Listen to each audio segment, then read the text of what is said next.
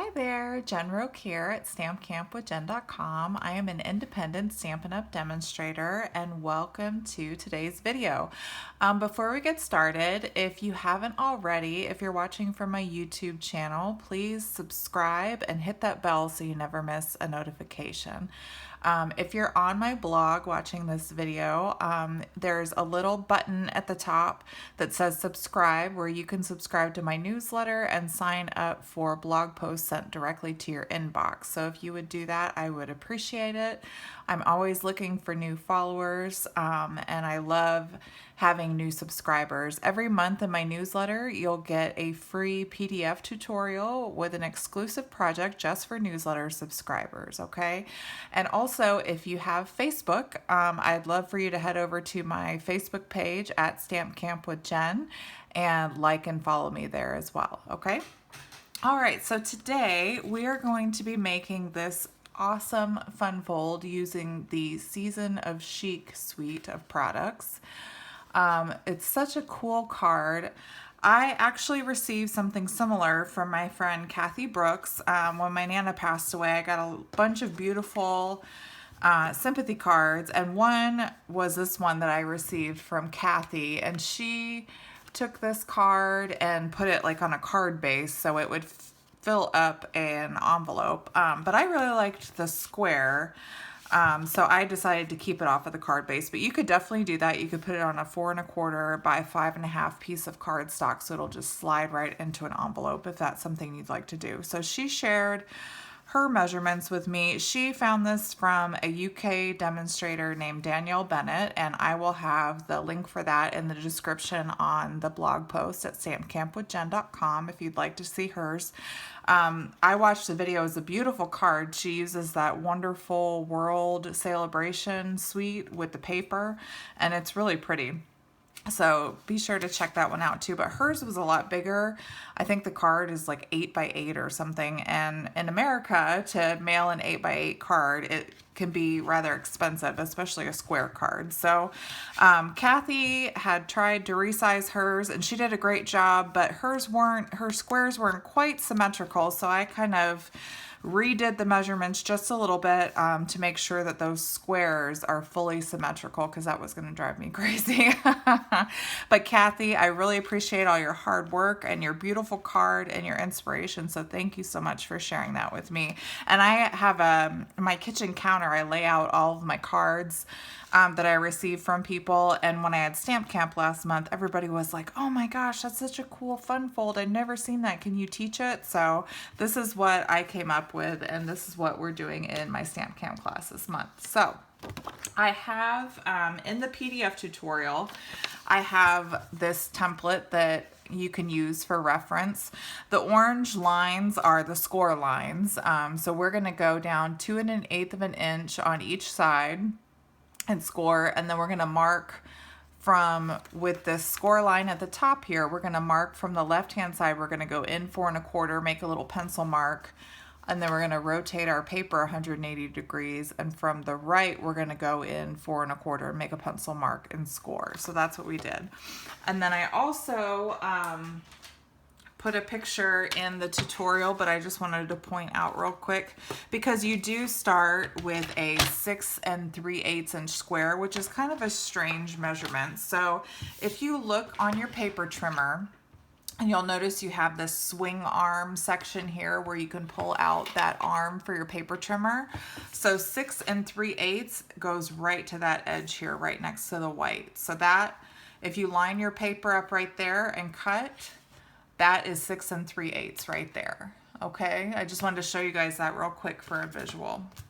All right, so now what we're gonna do first is I can put that arm back in because we don't need that quite yet.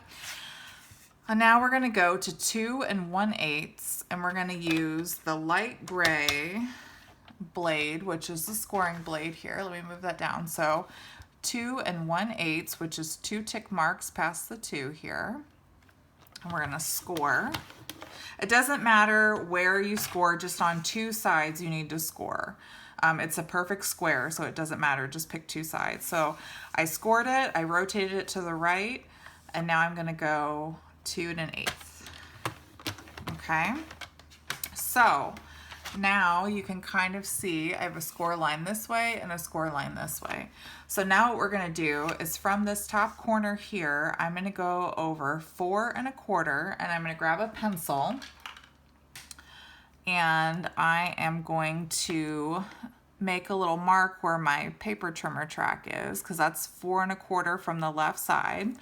Now for this side, we need to rotate it to the right again. And to do 4 1/4, I line up my right edge with that trimmer track, and then I line up the top edge with this little line right here, so you can kind of make sure that it's straight and even. And then at 4 1/4, I'm going to make a little pencil mark right there, okay? So from this right hand side, you're lining that up in the paper trimmer track. I lined up the top along that line so I can make sure my top end is flush, and then at 4 1/4 I made a pencil mark, okay? So now what we're gonna do is we're gonna line up our pencil marks.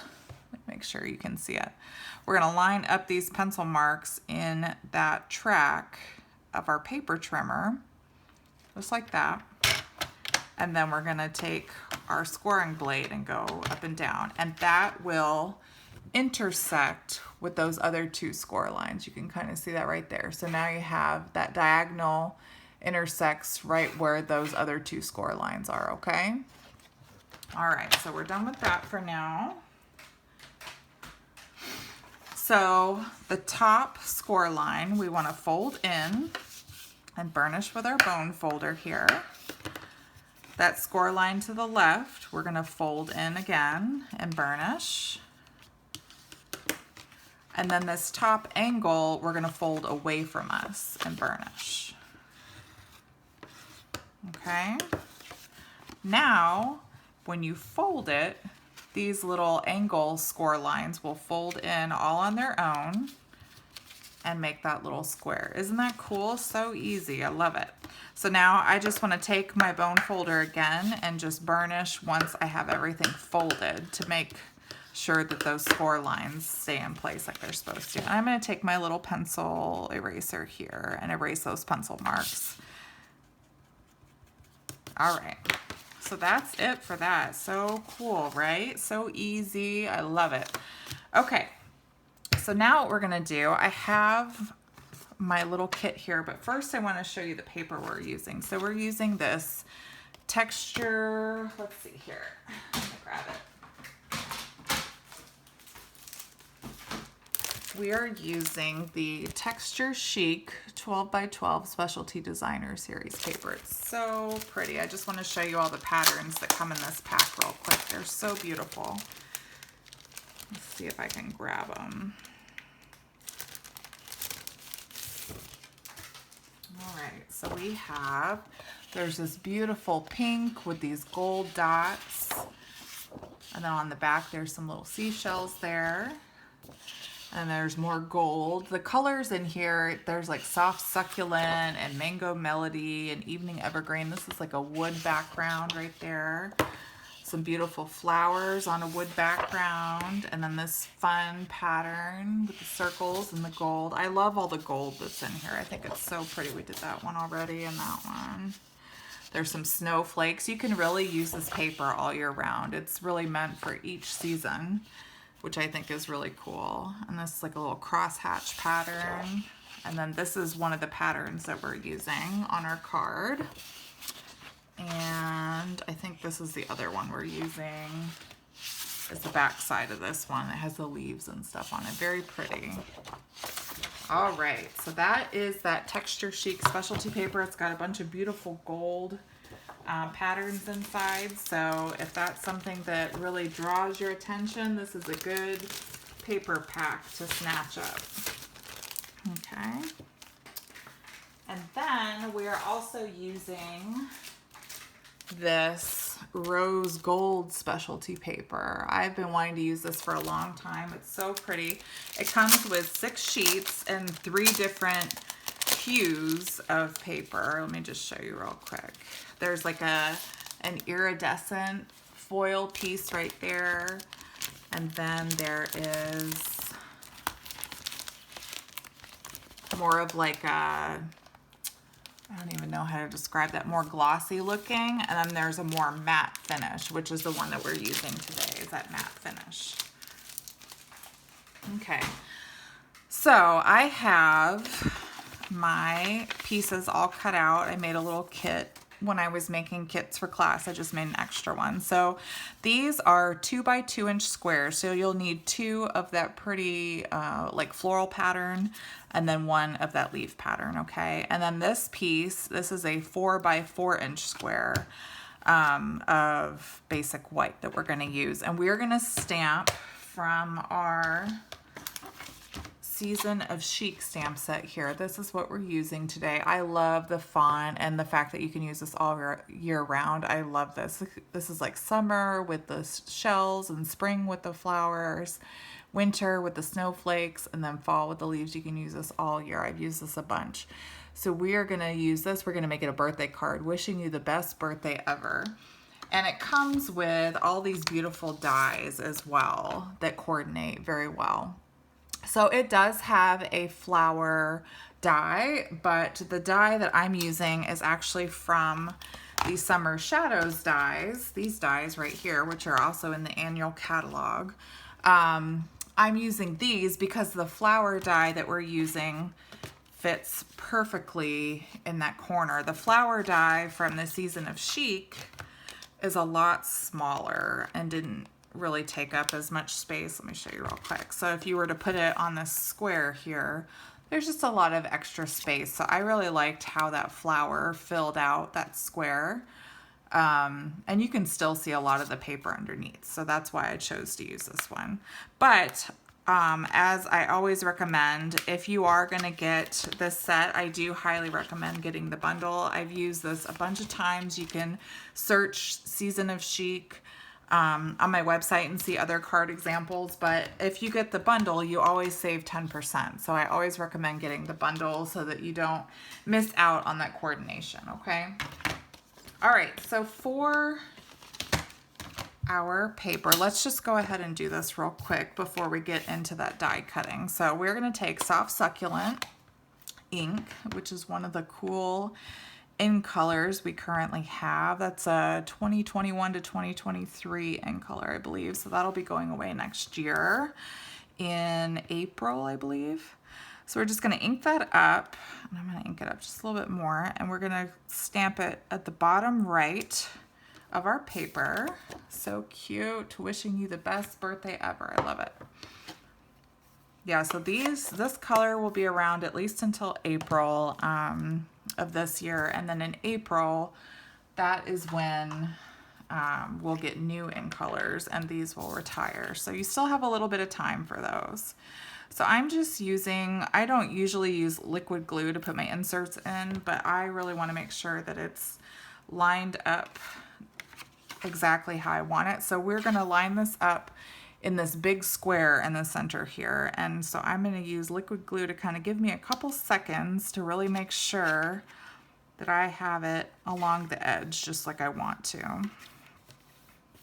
Because I'm putting it a little bit closer to the bottom and the right edge, and there will be a little bit of a bigger edge on the inside, but that's okay. It looks like I got a little bit of glue on the inside here. Use my little adhesive eraser to get that out. Whoops. I guess I glue on my fingers or something.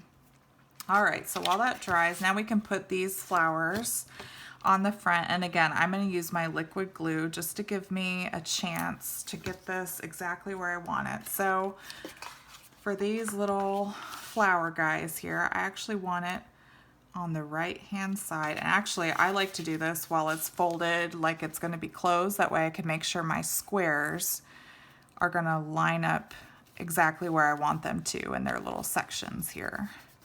And I always use my finger to kind of rub my paper around. That ensures if you have like any little globs of glue, they kind of flatten out and you don't get any like bubbles or bumps in your paper.